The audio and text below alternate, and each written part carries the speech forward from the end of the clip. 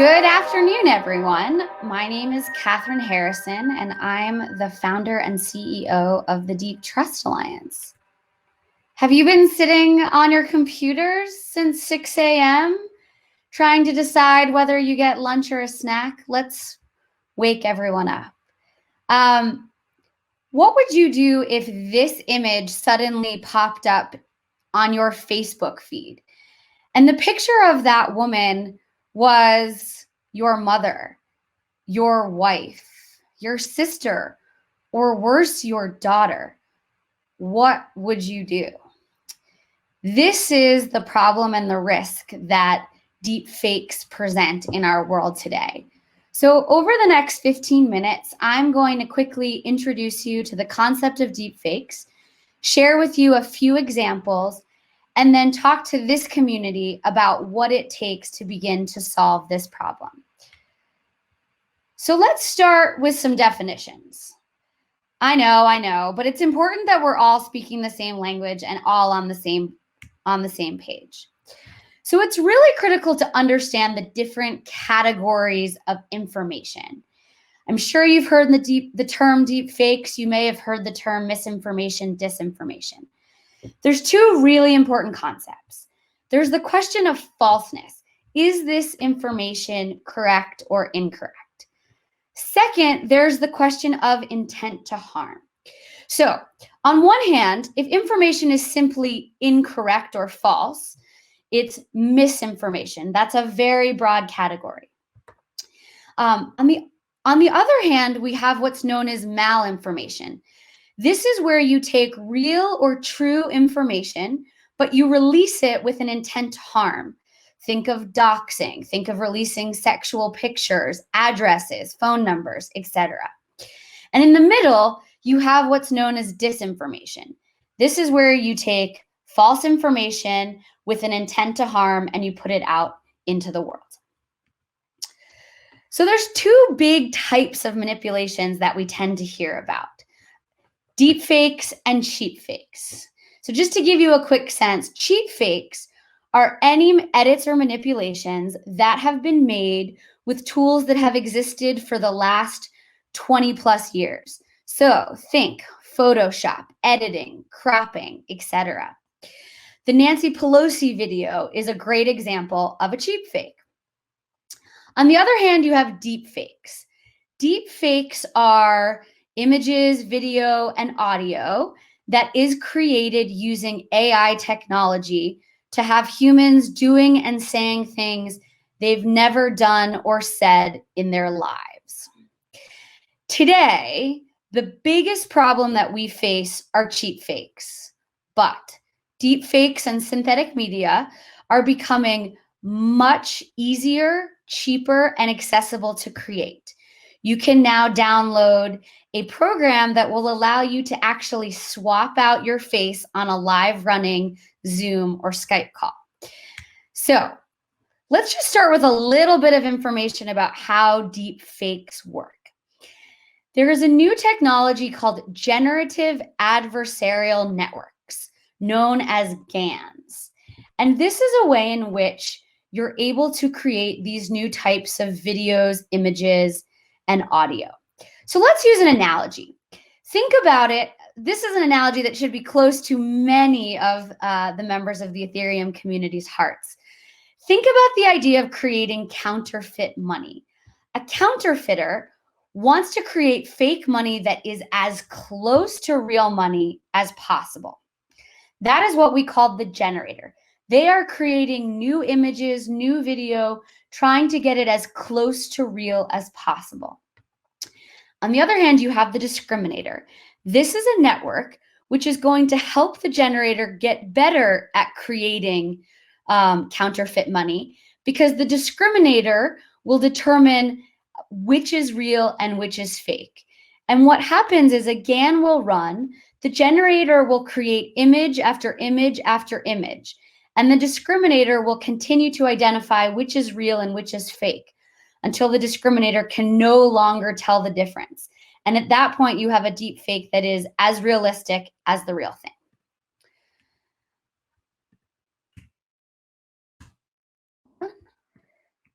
So let's share a couple of examples. Because of some of the technical challenges, I'm not going to have a chance to play the videos for you, but these are some of my absolute favorites, and you should be sure to check them out. The first type of deepfakes are face swapping videos. So one of my favorites is of our buddy Elon Musk, who has been swapped into Space Odyssey. The lights, the colors, the movement of his mouth, they are perfect. This is technology which is already available in a number of different apps that you can use on your phone. The second most popular type of deepfakes are lip sync videos. Now, many of you may have seen this video from 2018 where Jordan Peele created a public service announcement of Obama saying things that we certainly would never see Obama say in public. And what this means is you take someone's existing face and you can make their lips change to say different words and different things. Next, we have deepfake audio. For those of you who are fans of Joe Rogan, I strongly recommend you check out fauxrogan.com and test yourself to see which one is real. See if you can figure it out. It's incredibly difficult. This type of technology is one of the fastest growing and biggest risks that we're seeing. The fourth type that I'm going to share with you are real-time reenactments. This is a video driven by an academic institution in Germany where a computer scientist was able to make funny faces on one video and actually transpose that onto a video of President George W. Bush. And in doing so, creates a video of George W. Bush making all sorts of crazy faces and interesting looks. So you can see what you can do. There's certainly many entertaining and fun use cases. Perhaps you've seen Nicolas Cage in almost every movie that's ever existed, which has been one of the most popular memes on the internet lately. But there are very real threats which this community needs to think about. So first and foremost, there is what's called the liar's dividend. The fact that this technology exists means that people can use this as an excuse to discredit actually true and real information. The man in this picture is Ali Bongo. He is the president of Gabon, which is in Africa.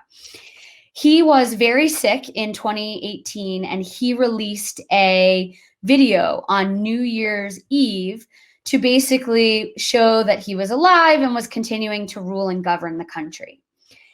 His opponents claimed that this was a deep fake and actually were able to stage an unsuccessful coup to try and get him out of power.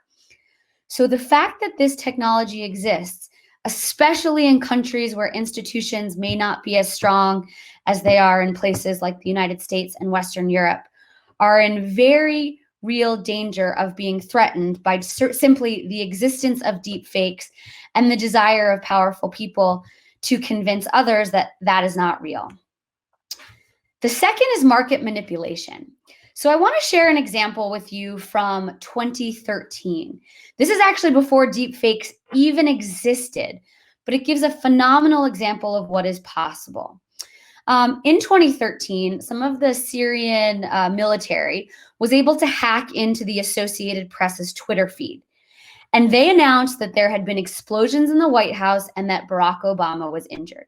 This was, of course, false, but it caused the S&P to drop 26% in a series of seconds.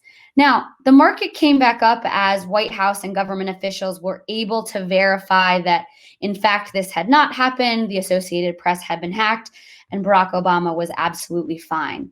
But you can see how being able to create a video or an image of information that could potentially move markets could be of tremendous interest to short sellers and could have tremendous harmful impact on retail investors.